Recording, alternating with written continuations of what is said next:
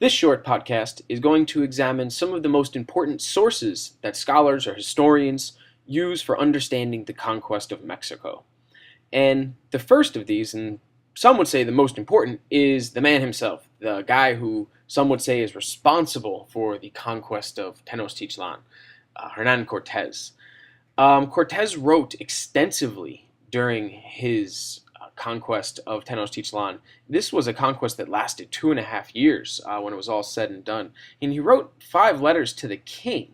And these letters really, really are detailed. He detailed each stop, people that he met, experiences that he and his men had along the way.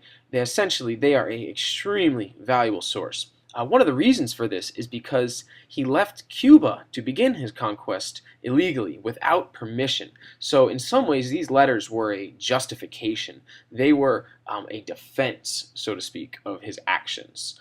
More than letters, he actually included some maps of the city. It's one of our really first maps, the first map from drawn by a European of Tenochtitlan. So Cortez, his letters are one of our greatest sources for understanding the conquest of Mexico. Several decades later, in the 1550s, Francisco Lopez de Gomara wrote an account of not only Cortez, but of the conquest of the entire American continent. Gomara it has a detailed, very extensive account. He had access to Cortez. He had access to Cortez's journals. He talked to other conquistadors as well, other officials from Spanish America.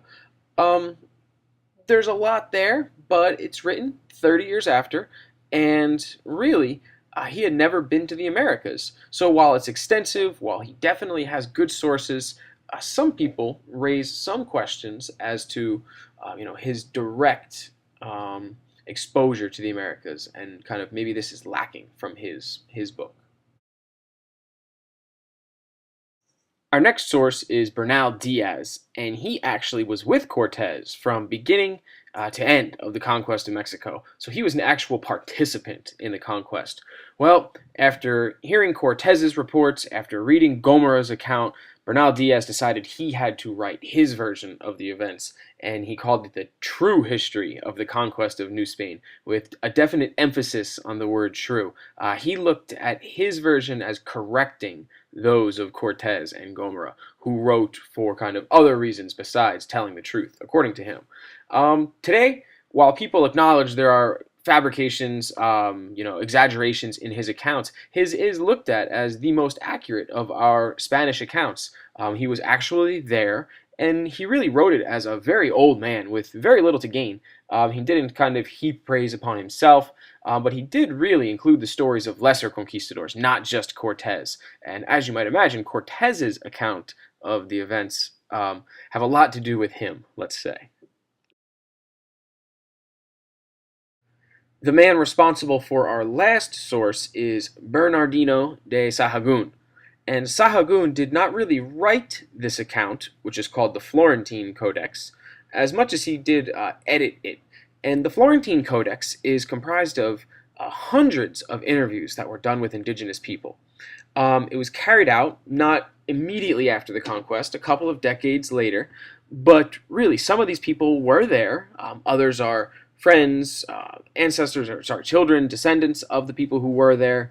But it definitely has a different tone than our European accounts. It's not only a work of literature; it's a work of art too. There's many drawings in this account, and really, there are things in here that aren't found in all of the other accounts.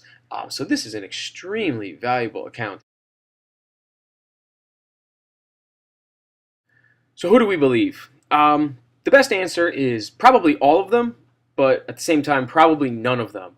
And what do I mean by that? There's probably some truth to be found in all of them, but there's also lies, exaggeration, misremembrances throughout all of them. Cortez was there, but he had a specific motivation to write his letters, to defend himself. Diaz was also there, but he was writing 30 years after these events took place. Gomara you could say, has the impartial eye, but he never had been to the Americas, and he was also writing based on what Cortez might have told him, and decades after. The Florentine Codex, you could see how this might be biased in the other direction, but it's extremely valuable because it provides us with this other voice. So in truth, yes, they're all valuable, but they all also have their drawbacks.